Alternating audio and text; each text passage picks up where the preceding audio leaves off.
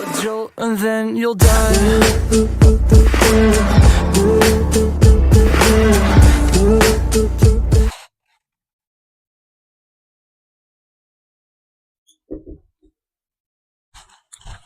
Okay, so Assalamualaikum and welcome back to our channel Physics Fever. I am Tayyiba Zohra, your English mentor for 9th and 11th entrance preparations. Last lecture में we covered actually pronouns, जहाँ पे we discussed pronoun, what is pronoun and what are the types of pronoun. We did, I remember, 6 types of pronoun, and in this lecture what I'm going to do is कि जो बाकी के 3-4 pronouns बचे हुए हैं हम उन्हें cover करेंगे, and with this उसके बाद the noun lecture will be wrapped up. Noun जो है वो complete हो जाएगा. Okay, so without wasting any time, let's get started. As I remember, last noun जो हमने किया था that was intensive, if I am right. Intensive और reflexive का definition बताया था मैंने and इनकी difference बताई थी. If you haven't watched it, please do watch it. ताकि or if you have any doubt persist, please pause the video and comment down. Let me know. Okay, coming back to the 7th, let's say, type of pronoun. Okay.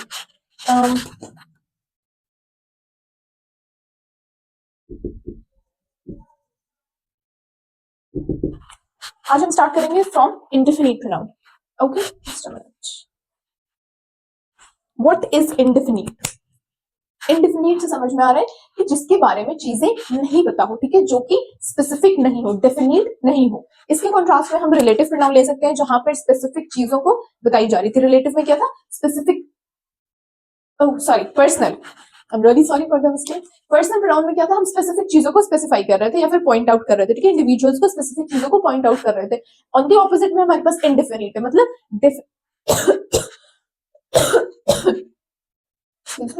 Indefinite में क्या है कि हम definite चीजों के बारे में बात नहीं हो रही, ठीक है. It refers to non specific things, refers to non-specific object, places, things and so on, ठीक है. यानी indefinite pronoun जो होते हैं वो वैसे pronouns होते हैं जो किसी स्पेसिफिक चीज के बारे में बात नहीं कर रहे होते, जहां पे सब्जेक्ट जो होता है, जो सब्जेक्ट होता है, that is not clear, ठीक है. that can be anybody, it can be nobody, it can be anybody. इस टाइप का जो सिचुएशन होता है वहां पर हम indefinite pronouns का इस्तेमाल करते हैं. Unlike personal pronouns,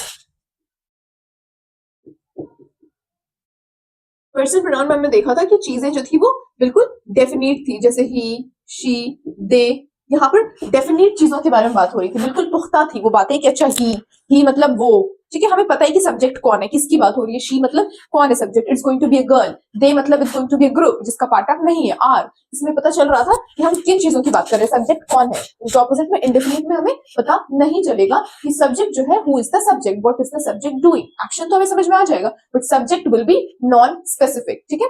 इसके एग्जांपल्स अगर हम ले लेते हैं तो लेट्स सी, इसके एग्जांपल्स में हम अगर लेंगे तो 2 टाइप के आएंगे. एक होगा सिंगुलर इंडेफिनिट प्रोनाउंस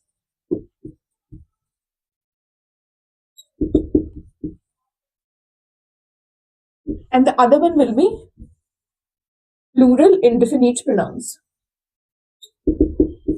इससे मतलब ये है कि जब आपका सब्जेक्ट सिंगुलर होगा, जब किसी एक चीज के बारे में बात हो रही है, सब्जेक्ट विल बी 1 पर्सन, तो हम सिंगुलर इंडेफिनिट प्रोनाउन इस्तेमाल करेंगे. जब हमारा subject will be more than 1 person, like example दूंगी मैं, तो हम प्लूरल इंडेफिनिट प्रोनाउंस का इस्तेमाल करेंगे.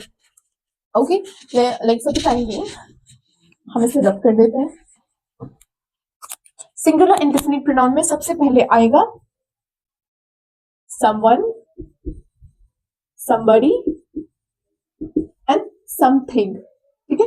इससे समझ में आ रहा है कि नॉन स्पेसिफिक चीजों के बारे में बात की जाएगी, ठीक है. नॉन स्पेसिफिक मतलब किसी चीज के बारे में. we will be talking about something that will be non specific.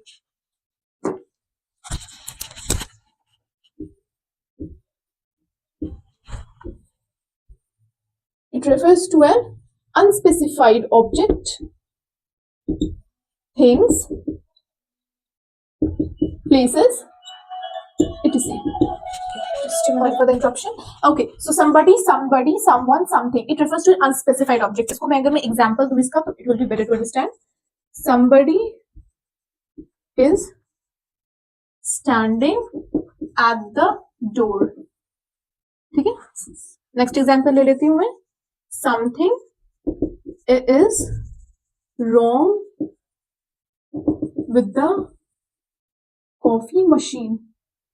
Okay, so it's very understandable, बहुत आसानी से समझ में आ रहा है कि जो सब्जेक्ट है यहाँ पे that is somebody and something is an unspecified, it can B unspecified person, ठीक है, लेट्स से कि पर्सन ही है यहाँ पर,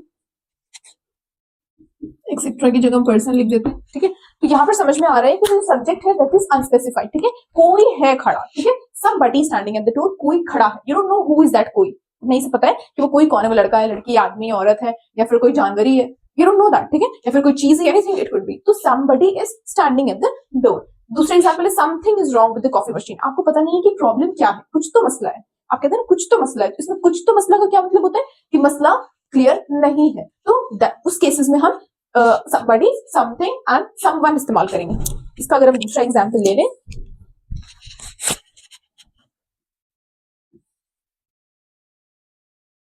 anybody, anyone, anything, ठीक है, same goes to like that, इसमें somebody था, इसमें भी any है। अब इसमें डिफरेंस क्या है, इट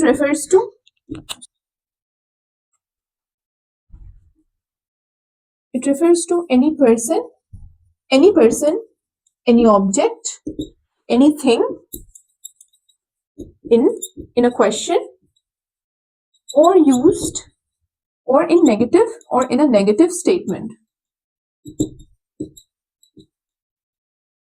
अब इस चीज को समझने की जरूरत है। हम एनी का इस्तेमाल सम और एनी में क्या डिफरेंस होता है, ठीक है। सम का इस्तेमाल हम करते हैं जब कोई चीज अनस्पेसिफाइड होती है, ठीक है, उसके बारे में आपको बिल्कुल ही नहीं पता है, बट एनी का हम इस्तेमाल करेंगे जब किसी आपको एनी मतलब कुछ तो है पता, सम का मतलब कुछ भी नहीं पता है, ठीक है, मतलब बिल्कुल ही आप अनजान है। एनी में आ जाएगा कि कुछ तो है पता, ठीक है, कुछ तो आपको उसके बारे में पता है। Any person, it can be any person, any object in a question, कोई बात हो रही है, इस क्वेश्चन में आपको पता है किसी इंसान के बारे में बात हो रही है, या फिर कोई नेगेटिव स्टेटमेंट हो सकता है। Let's say for an example,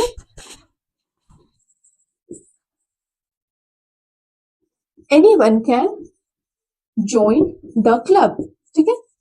और दूसरा एग्जांपल अगर हम ले लें तो I don't see anything wrong here, ठीक है। तो अब समझ में आ रहा है यही एनीवन और ये एनीथिंग में क्या, इसमें और इसमें डिफरेंस क्या है। एनीवन कैन जॉइन मतलब कोई भी, ठीक है, कोई भी वहां पर क्लब ज्वाइन कर सकता है। I don't see anything wrong का मतलब क्या हो गया, नेगेटिव स्टेटमेंट है कि मुझे तो इसमें कुछ गलत नहीं नजर आ रहा है, ठीक है, तो ये हो जाएगा इसमें। अब इसमें हम आते हैं थर्ड कैटेगरी में, no one, nobody, nobody, nothing, ठीक है। अब इसमें क्या हो जाता है, it refers to no person, place और थिंग, मतलब यहाँ आप किसी को रेफर नहीं कर रहे होते हो, ठीक है, आप एक जनरल स्टेटमेंट डाल रहे होते हैं और आपका रेफरेंस जो होता है, जो बात होती है वो किसी की तरफ रेफरेंस नहीं होती है, किसी के बारे में बात नहीं हो रही थी। जैसे for example, no one is allowed to sit in the garden, ठीक है। इस no one का क्या मतलब है, no one is allowed मतलब it can be any person, it can be an animal, ठीक है, आप किसी को स्पेसिफाई नहीं कर रहे हो, ठीक है, तो कोई नहीं बैठ सकता, ठीक है, इस गार्डन में कोई नहीं बैठ सकता। और अगर हम दूसरी एग्जाम्पल ले लें तो नथिंग इज इम्पॉसिबल, ठीक है, कुछ भी इम्पॉसिबल नहीं है। तो आप no person, no animal, no object, no thing को डिनोट कर रहे हो, आप किसी भी चीज के बारे में बात नहीं कर रहे हो। लेट्स से और अगर हम ले लें, no one knows the answer, ठीक है, किसी को नहीं मालूम है, ठीक है, तो आप किसी के बारे में बात नहीं कर रहे हो, यहां पर आ जाता है नो की कैटेगरी में। अब इसका जो एक और कैटेगरी है that is everybody,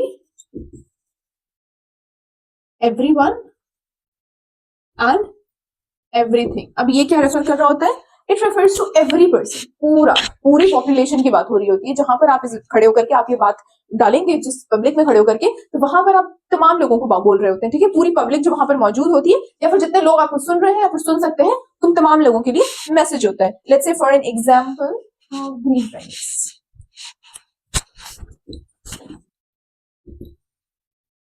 it refers to all object, person, people, thing. ठीक है, तमाम लोगों की बात हो रही होती है। अगर हम एग्जाम्पल ले रहे हैं, everybody is invited to the party.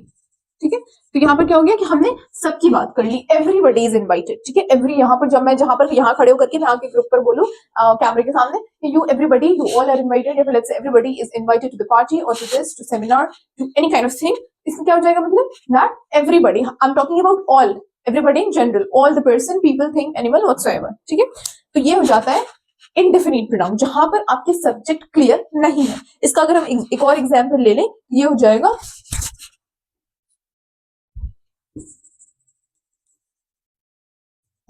everything was perfect in the event, या फिर at the event।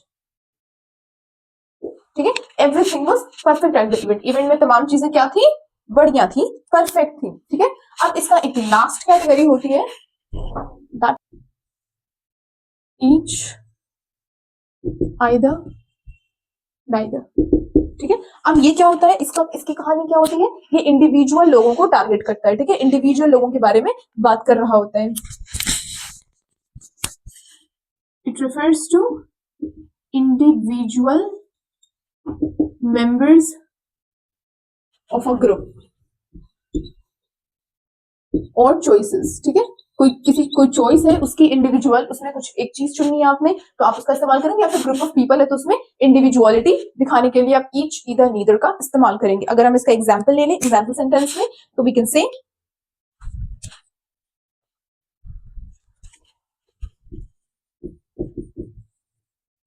Neither of the two options are ideal. ठीक है, नीदर, दो ऑप्शन का आपके पास क्या था, दो ऑप्शन था, आपने बता दिया नीदर, यानी दोनों में से कोई भी बढ़िया नहीं है। ठीक है, तो आपने क्या किया, आपने चॉइसेस में से बता दिया, रेफर आउट कर दिया इंडिविजुअलिस्टिक, आपने अपना ओपिनियन दे दिया that neither of the two options, neither of the two choices और व्हाटसोएवर इजंट आइडियल। ठीक है, आपको वो बढ़िया नहीं लगी। इसका अगर हम एक और एग्जांपल ले लें तो हम कह सकते हैं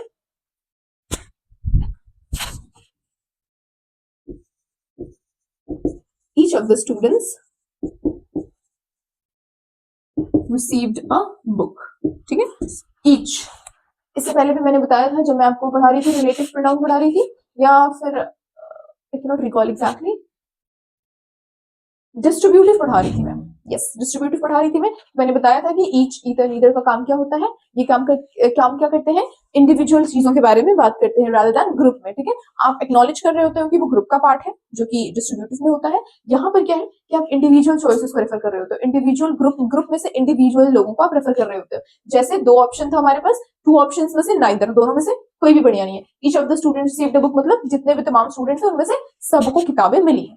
this is the indefinite pronoun.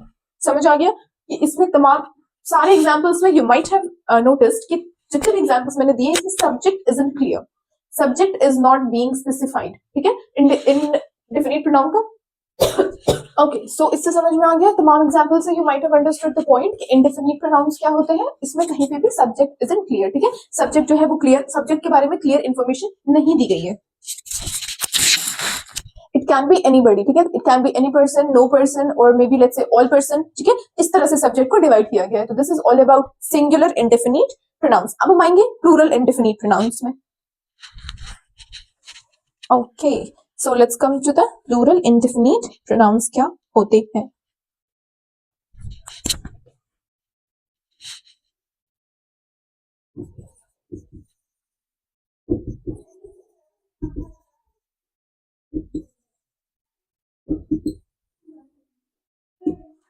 तो प्लूरल का मतलब हो गया जहां पर सब्जेक्ट एक से ज्यादा है। ठीक है, आपको नहीं पता है ठीक है कि सब्जेक्ट कौन है और कितने नंबर में है, तो हम जो है उसमें क्या करेंगे, प्लूरल का इस्तेमाल करेंगे। तो मतलब यहाँ पर समझ में आ रहा है कि हम प्लूरल सब्जेक्ट को रेफर कर रहे हैं, बोथ यानी दोनों, फ्यू यानी कुछ, मेनी यानी बहुत ज्यादा, अदर्स यानी कुछ और लोग, सेवरल यानी बहुत सारे। ठीक है, ये सब क्या हो जाता है, ये किस कैटेगरी में आती है, प्लूरल इंडेफिनिट की कैटेगरी में आती है। It refers to more than one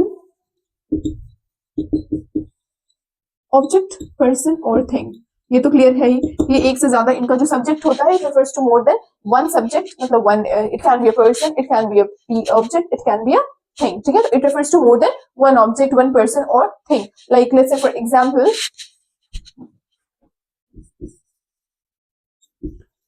many students are sitting in the library, ठीक है। यहाँ पर समझ में आ गया कि हमारा क्या है, स्टूडेंट्स, ठीक है। तो हमारा प्रोनाउन क्या हो गया, प्लूरल हो गया। सब्जेक्ट बहुत ज्यादा है तो हमने मेनी का इस्तेमाल किया, मेनी स्टूडेंट, तो क्या हो गया, plural indefinite pronoun. Many students are sitting in the library और इन द लॉन और व्हाटसोएवर। और let's say both are good ideas or options, it can be anything, ठीक है। तो इसमें बोथ में क्या हो गया, पता चल रहा है कि दो चीजों की, दो ऑप्शंस या दो आइडियाज की बात हो रही है, ठीक है। ये हो जाएगा, बोथ की कैटेगरी में आ जाएगा। इसमें समझ में आ रहा है आपको कि these statement examples, these statements are referring to more than one object, ठीक है। स्टूडेंट्स में समझ में आ रहा है कि बोथ ऑब्जेक्ट्स ज्यादा है, एंड बोथ में भी समझ में आ रहा है कि it is referring to more than one person, one animal और वन थिंग, ठीक है। इसका जो सेकेंड कैटेगरी है,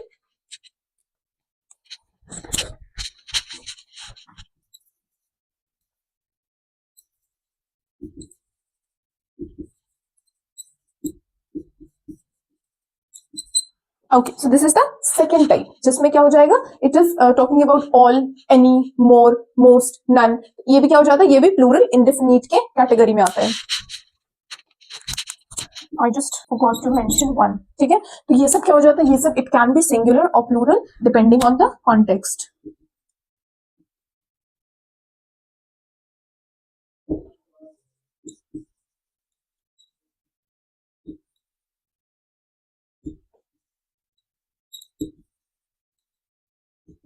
इससे डिसाइड आप कर पा रहे हैं, इससे आप समझ सकते हैं कि इन चीजों का जो इस्तेमाल है, all, any, more, most, none, some, ये सब जो है वो इस्तेमाल होता है। It can be used as a singular pronoun और it can be used in the place of plural pronoun depending on the, let's say, context. अगर मैं इसका आपको सेंटेंस एग्जांपल दूं तो it will become more easy for you.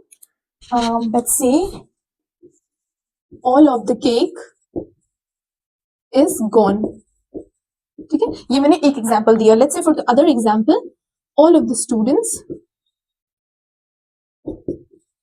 are playing volleyball, ठीक है। तो अब आपको समझ में आ रहा है ये क्या है, केक क्या है, केक जो है दैट्स अ सब्जेक्ट, ठीक है। तो सब्जेक्ट इज सिंगुलर, सो हमने ये क्या सेंटेंस क्या है, यहाँ पर ऑल का इस्तेमाल क्या हो रहा है, it is used in the context of singular, okay. And यहाँ पर स्टूडेंट्स है, ओके। सो यहाँ पर समझ में आ रहा है कि the subject is in plural case, तो यहाँ पर all is used in the statement as a plural, ठीक है। तो that is what it means कि आप जो है when you will look at the sentence, you will understand whether the sentence का subject is in singular form, या तो वो सिंगुलर फॉर्म में है तो आप उसको उस हिसाब से इस्तेमाल करेंगे। If your sentence is in plural form तो आप जो है वो प्रोनाउंस को है उस हिसाब से इस्तेमाल करेंगे। This with this we come to the end of the indefinite pronouns. इससे समझ में आ गया, दो कैटेगरी होती है, सिंगुलर की कैटेगरी है जिसमें सिंगुलर प्रोनाउंस है, प्लूरल की कैटेगरी है जिसमें प्लूरल प्रोनाउंस है। Please, it's a humble request from my side, if you do make the notes, if you do write it with examples that I'm providing, or you can have more examples if you have the access, so it will make it easy for you. Remember कि इनमें जो difference है ना, ये आप याद नहीं कर सकते, neither it can be given it to you। आपको हम ऐसे बिल्कुल लाइन बाय लाइन बता देंगे तो उससे रिवीजन, इससे समझ में तो आ जाएगा, but it will not fit into your brain, वो दिमाग में नहीं रहता, मेरे दिमाग में नहीं रहता। आज मैं इतनी बड़ी हूँ, you have to practise it and you have to practise it too. अगर आप इसको प्रैक्टिस करते रहेंगे तो आपके लिए इजी हो जाएगा टू नेविगेट, ठीक है। आपको समझ में आ जाएगा कि कहाँ पर क्या इस्तेमाल होगा, जिससे प्रैक्टिस है, it's all about practice. The more you practise, आपका कमांड उतना ज्यादा स्ट्रांग हो जाएगा, ठीक है। तो with this we come to the end of indefinite pronouns. एक चीज आप ध्यान रखिएगा कि जो नाउन जब आपके इंडेफिनिट प्रोनाउंस आर सिंगुलर तो इट टेक्स सिंगुलर वर्ब, ठीक है। जब आपके इंडेफिनिट प्रोनाउंस आर प्लूरल तो इट टेक्स प्लूरल, जब आपका वर्ब प्लूरल होगा तो आपके प्रोनाउंस भी प्लूरल होंगे, जब आपका वर्ब सिंगुलर होगा तो आपके प्रोनाउंस भी सिंगुलर होंगे, ठीक है। This is to remember in the case of indefinite pronouns. अगर मैं इसका एग्जांपल दूं तो let's say everyone is wait,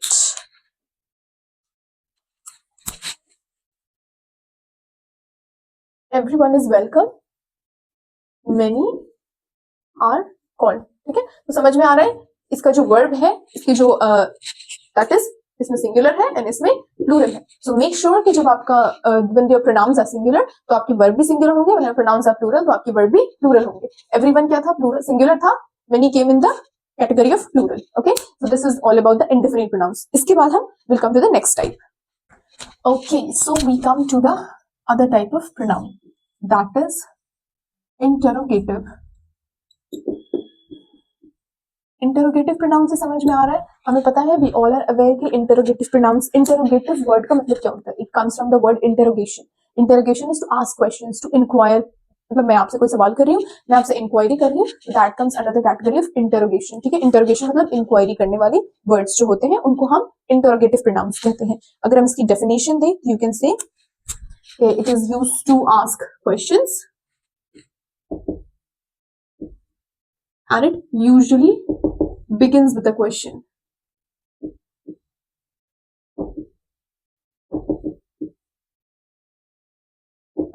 ठीक है, दिस इज ऑल अबाउट द, ये जो बेसिक डेफिनेशन है ये इंटरोगेटिव प्रोनाउन की, ये definition, it is used to ask question and it usually begins with a question. और यू कैन आल्सो से कि it is used to, it refers, और मे बी इंटरोगेटिव प्रोनाउंस वो pronouns होते हैं that inquire about information or people or things or etc. Inquire about people, things or information. ठीक है, तो ये सब चीजें जब इंक्वायरी हो रही होती है इन अ सेंटेंस, तो उसके लिए भी हम इंटरोगेटिव प्रोनाउन का इस्तेमाल करते हैं. ठीक है, there are 5 basic type of interrogative pronounce.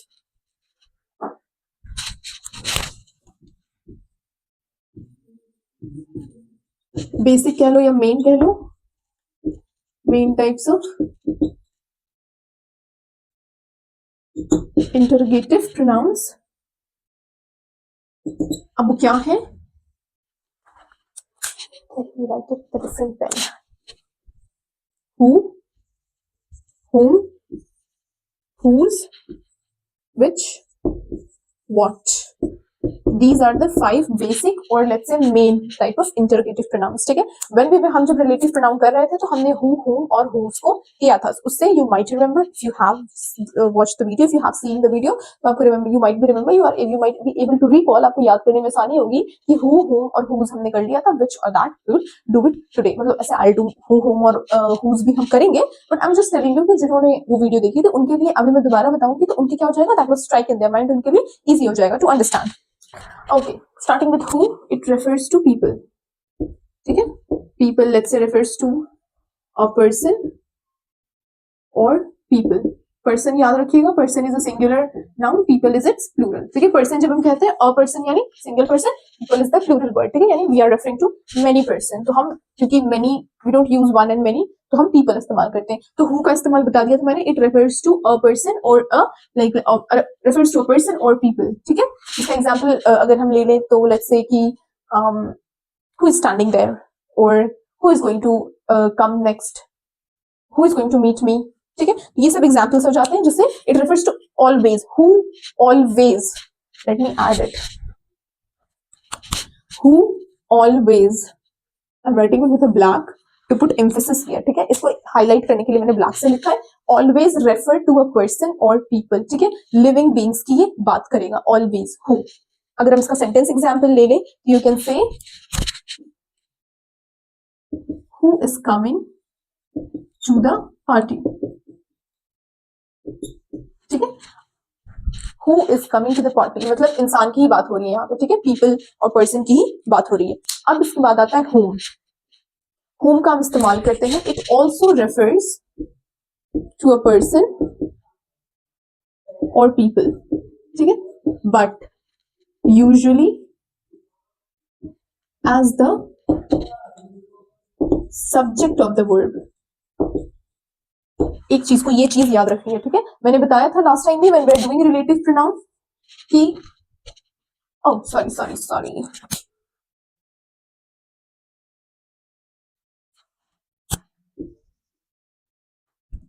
हाँ, जब हम लास्ट टाइम भी who और whom में डिफरेंस देख रहे थे तो मैंने बताया था कि whom में इंसानों को ही रेफर करता है, but usually as the object.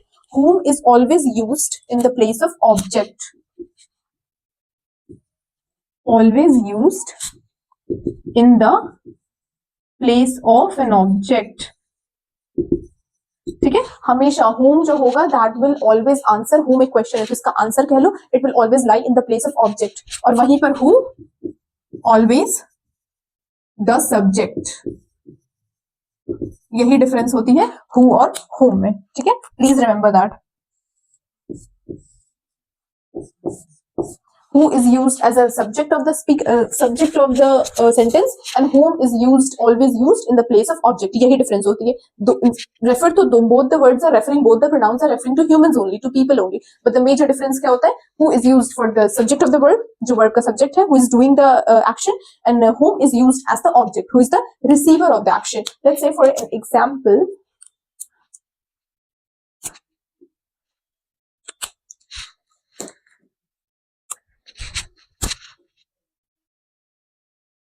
whom did you invite, ठीक है, if I come and ask you a question, whom did you invite, आप मुझे जवाब क्या देंगे, let's say I invited Tom, okay, समझ ही गए आप, ठीक है। अब मैं आपसे सवाल करूं whom you invited, whom did you invite, आप मुझसे क्या जवाब देंगे, I invited Tom, ये whom का जवाब कहाँ आ रहा है, it is whom did you invite, किसको invite किया, I invited Tom, मैंने Tom को invite किया, तो whom का आंसर कहाँ आया, Tom, Tom क्या है, ऑब्जेक्ट ऑफ द सेंटेंस है,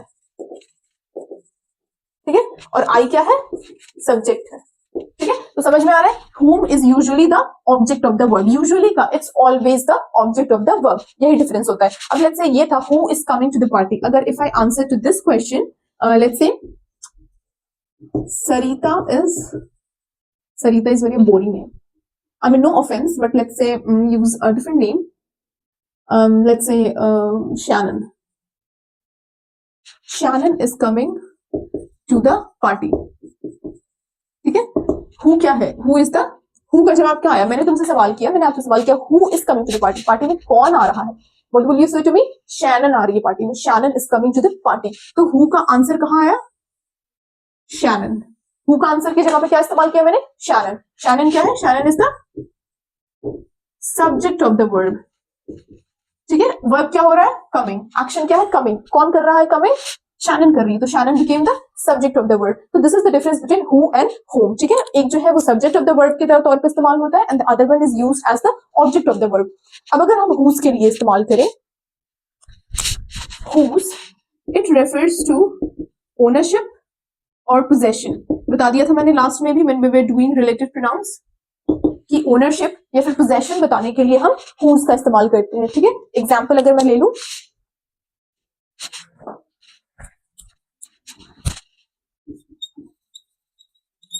whose book is this,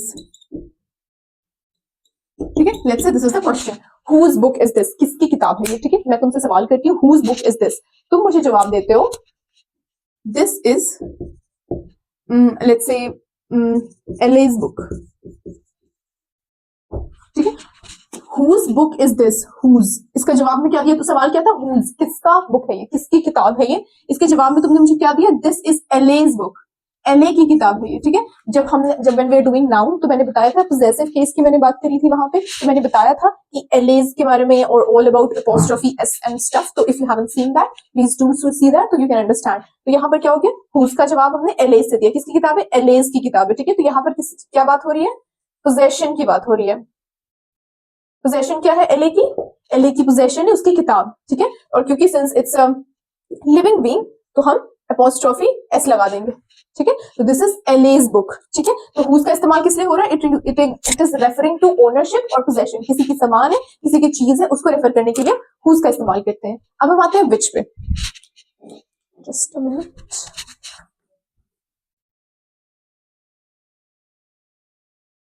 I hope I can write it,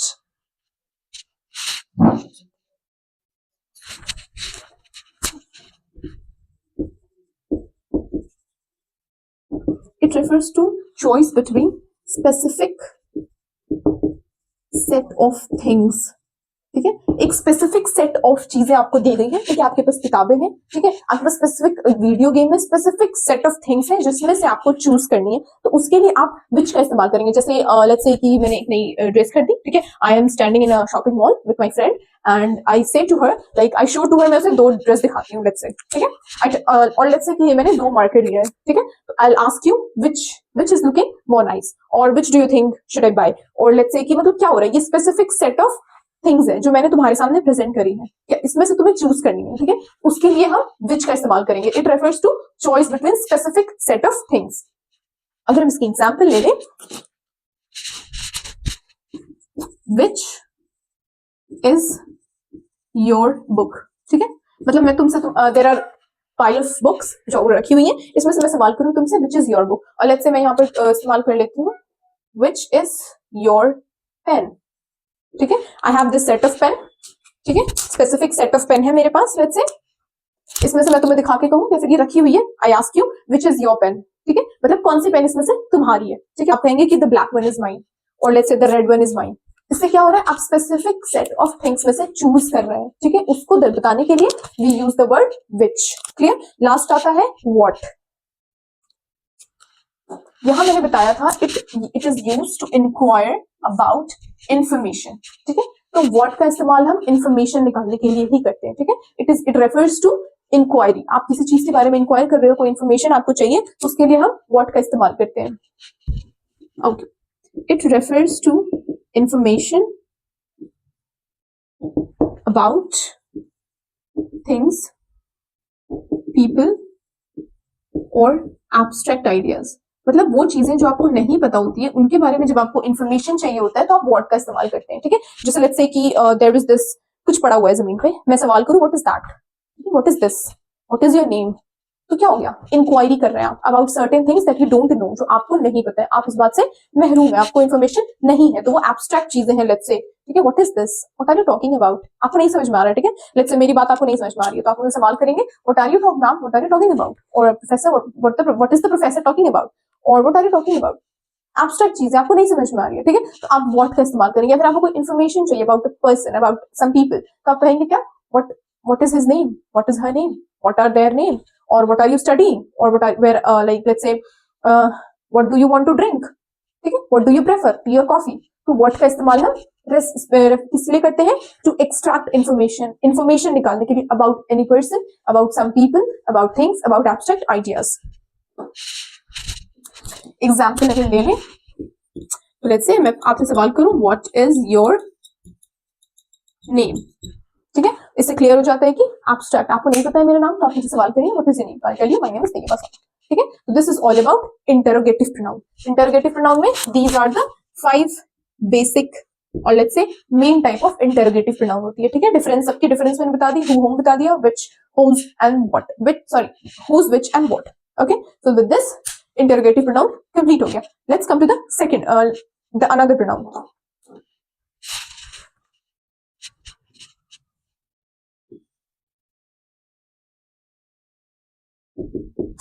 demonstrative pronoun.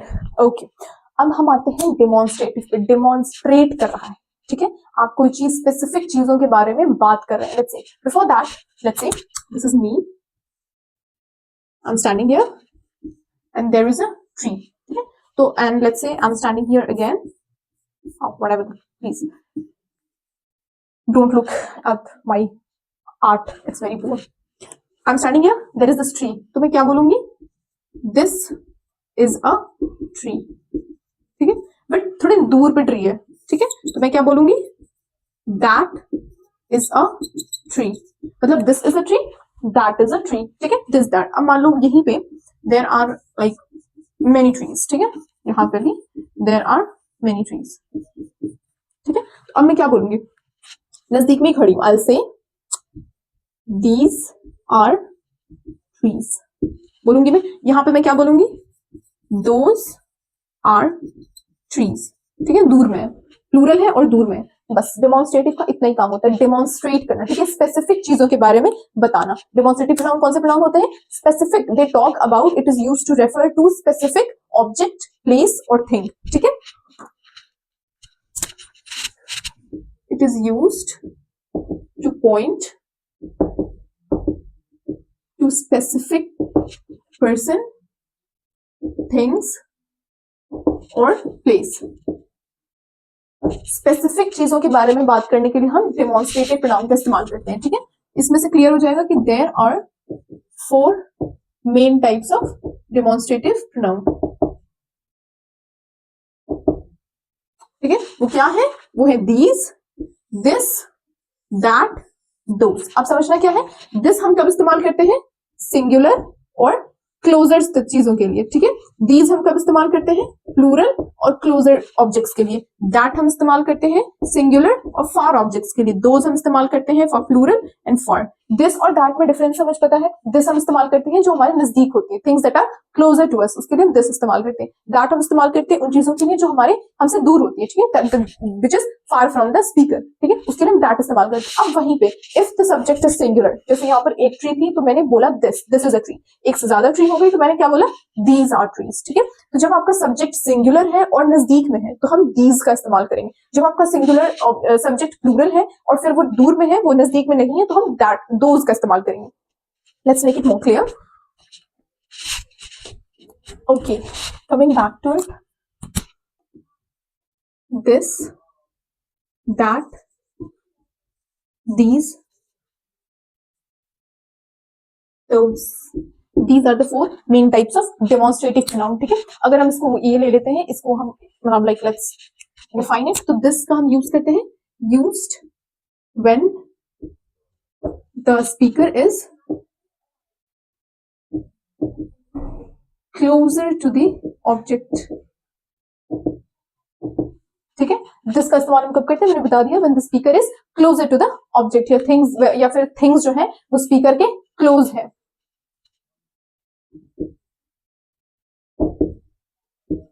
Things are close to the speaker, ठीक है, तब हम दिस का इस्तेमाल करते हैं। let's say for an example, this is my favorite book, ठीक है, तो वो क्या है, नजदीक में है, ठीक है, तो हमने दिस का इस्तेमाल किया, स्पीकर के नजदीक है। Okay, sorry for the interruption. हाँ, तो समझ में आ गया कि क्या कहते हैं, दिस का इस्तेमाल हम कब करेंगे, when the things are closer to the speaker, जो स्पीकर है, since I am the speaker, जब मैं यहाँ पे बोल रही हूँ तो मैं कह रही हूँ this is my favourite book. That का इस्तेमाल हम कब करेंगे, used when things are far from the speaker, ठीक है, कोई चीज स्पीकर से दूर में है तो हम उसके लिए दैट का इस्तेमाल करेंगे। Like for an example, that is the school I used to go, ठीक है, दैट इज द स्कूल, मैं बता रही हूँ किसी को कि that is the school I used to go, ठीक है, वो स्कूल है जहां मैं जाया करती थी, तो वो दूर में है तो मैंने दैट का इस्तेमाल किया, ठीक है। अब दीज क्या आ जाता है, used when, sorry, things are plural and closer to the speaker, ठीक है। दिस और दिस, दैट का इस्तेमाल क्या कब हम करते हैं, जब वी हैव सिंगुलर ऑब्जेक्ट, ठीक है, जब हमारा ऑब्जेक्ट सिंगुलर होता है तो हम दिस और दैट का इस्तेमाल करते हैं। जब हमारा ऑब्जेक्ट प्लूरल होता है तो हम दीज और दोज का इस्तेमाल करते हैं। दीज क्या हो गया, use when things are plural, plural है हमारा object, and closer to the speaker, speaker के नजदीक है, ठीक है। एग्जाम्पल हम ले सकते हैं, दीज आर माई कीज, ठीक है, ये मेरी कीज है, क्लियर हो गया। दोज हम क्या इस्तेमाल करेंगे, दोज हम तब इस्तेमाल करते हैं यूज्ड व्हेन थिंग्स, प्लूरल मैंने बता दिया तो मैं यहां इसको नहीं डिनोट कर रही, things are far from the speaker, ठीक है, जब स्पीकर से चीजें दूर में है तो हम दोज का इस्तेमाल करेंगे, ठीक है। For example, those are the new toys, those are the new toys, दूर में रखी हुई है तो मैं बता रही हूँ उसके बारे में, तो मैं इस्तेमाल कर रही हूँ those का, those are the new toys, clear हो गया। This is all about demonstrative. क्या है डेमोन्स्ट्रेटिव का काम, क्या है, पॉइंट करना, पॉइंट करना टू स्पेसिफिक पर्सन, थिंग और प्लेस, स्पेसिफिक चीजों को पॉइंट कर रहा है, उसके लिए हम डेमोन्स्ट्रेटिव प्रोनाउन का इस्तेमाल करते हैं। बस अब उसमें डिफरेंस यही है कि जब हमारा जो स्पेसिफिक पर्सन या थिंग है, जो हमारा स्पेसिफिक पर्सन और थिंग है, जब वो सिंगुलर है तो हम दिस और दैट इस्तेमाल करेंगे, जब हमारा सब्जेक्ट प्लूरल है या ऑब्जेक्ट प्लूरल है तो हम दीज और दोज इस्तेमाल करेंगे, क्लियर हो गया। This is all about demonstrative pronoun. Demonstrative pronoun का काम क्या है, टू डेमोन्स्ट्रेट, ठीक है, टू पिन पॉइंट एग्जैक्टली ये है, ये है, नजदीक में है तो दिस, प्लूरल है तो दीज, दूर में है तो दैट, प्लूरल है तो those. This is all about demonstrative pronoun. इसके बाद है एक last type of pronoun, and with this we will wrap up the lecture.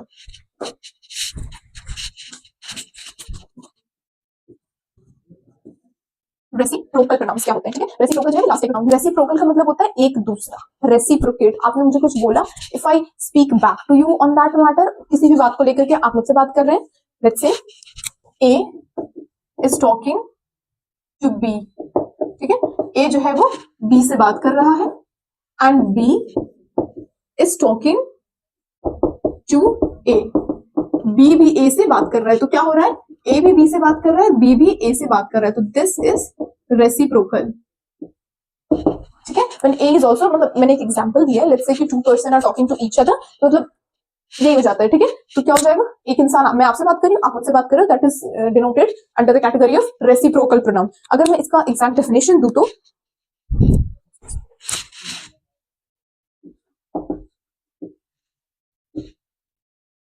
it is used to express mutual action or relationship, ठीक है। Mutual action हो रही है, दोनों जो सब्जेक्ट है वो एक ही काम कर रहे हैं, एक ही डायरेक्शन में एक्शन हो रही है, that is known as reciprocal pronoun. उस कैटेगरी, उस कंडीशन में हम रेसिप्रोकल प्रोनाउंस का इस्तेमाल करेंगे। ये वाली बात समझ में आ गई। अब जानना है कि दो ही रेसिप्रोकल प्रोनाउंस होते हैं।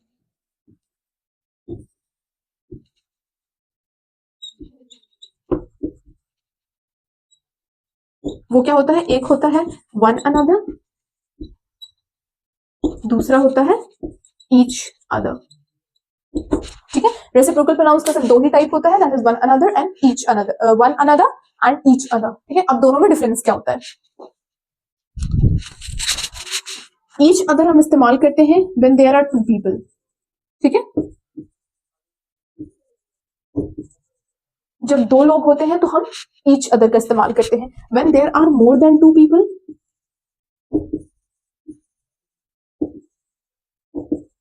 When there are more than two people तो हम वन अनदर का इस्तेमाल करते हैं। This is the basic difference between one another and each other. Example अगर मैं ले लूं तो let's say Tina and John love each other, ठीक है। तो क्या क्या हो गया, टीना एंड जॉन दो ही लोग हैं, ठीक है, दो लोगों की ही बात हो रही है, तो हमने ईच अदर इस्तेमाल किया। और अगर इसका एग्जाम्पल ले लें तो Rahul and David hate each other, तो क्या है फिर से, it's just Rahul and David, दो लोगों की ही बात हो रही है। There are two people in the action, action में सिर्फ दो लोग मौजूद हैं, तो मैंने क्या किया, तो in that case what will use one, sorry each other, I am always confuse between one another and each other, but again मेरी कंफ्यूजन दूर हो गई है, you guys need to make your confusion clear. When there are only two people engaged in the action, जो action हो रहा है, that is example मैंने बताया था, A is talking to B and B is talking to A, तो just two people are involved, A और B ही involved है, तो उसके लिए हम ईच अदर इस्तेमाल करेंगे, ठीक है। अब अगर यहाँ पर A B C D F G H more than two people involve होते हैं, तो हम इसके लिए वन अनदर इस्तेमाल करते हैं। Please be very specific about it, ठीक है। प्लीज रिमेंबर दिस डिस्टिंक्शन, जब दो लोग हैं तो हम ईच अदर इस्तेमाल करेंगे, एक्शन में दो लोग हैं, तो सब्जेक्ट में दो लोग हैं तो हम ईच अदर इस्तेमाल करेंगे, and when there are more than two people involved in the action तो we will use one another. One another का एग्जांपल अगर ले लें,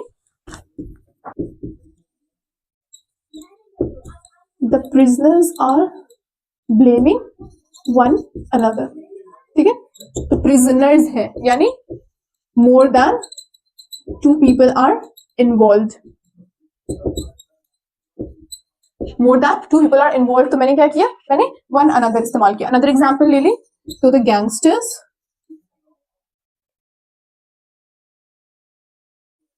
gangsters are fighting with one another, gangsters क्या है यहाँ पे, more than two people, ठीक है, more than two people are involved, तो मैंने one another इस्तेमाल किया। अब अगर मैं कहूं we gave gifts,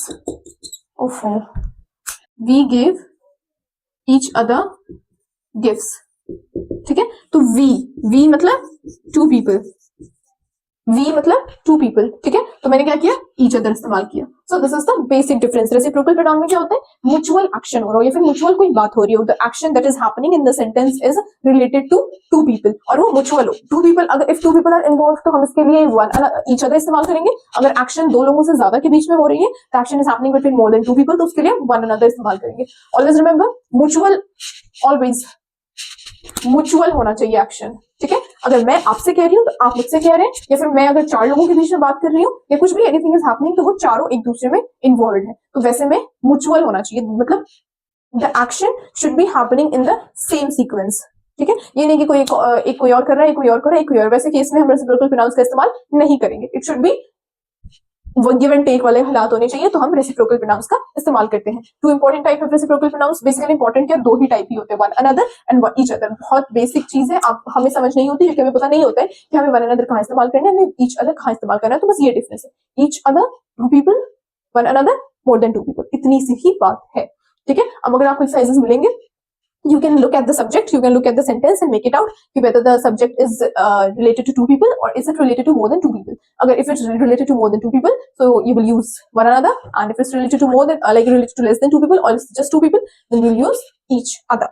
That's it for pronouns. We have covered 10 types of pronouns. Now it's your duty, आपका काम है to make notes to जो cheat codes मैंने provide करी है, इसके लिए भी cheat code है, one another में you can write more than 2 people.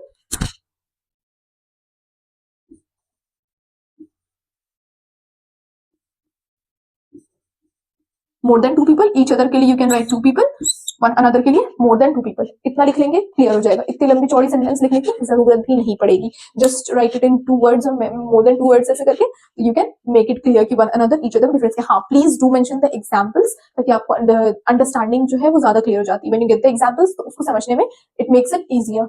With this, we come to the end of the lecture pronoun. We did pronoun. We have completed both the lectures, and इसके बाद we will come to the another part of speech. Till then, please do revise, do prepare notes, do mention the cheat codes that I provide to you. Highlight करके चलें, मतलब just don't write monotonous way में लिखने से ना बात नहीं बनेगी। ठीक है, what you have to do is different colors of pen और highlight का इस्तेमाल करें so that it makes it easier for you to remember things, ताकि जब आप देखें ना तो वो important होगा तो खुद ब खुद वो strike कर जाएगा माइंड में।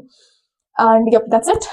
Please do study, do prepare. Best is I will be there. I will be sharing all the important things. You are just required to study. With this, we come to the end of the lecture. We'll meet in the next lecture, inshallah. Till then, take care. Bye. Allah Hafiz.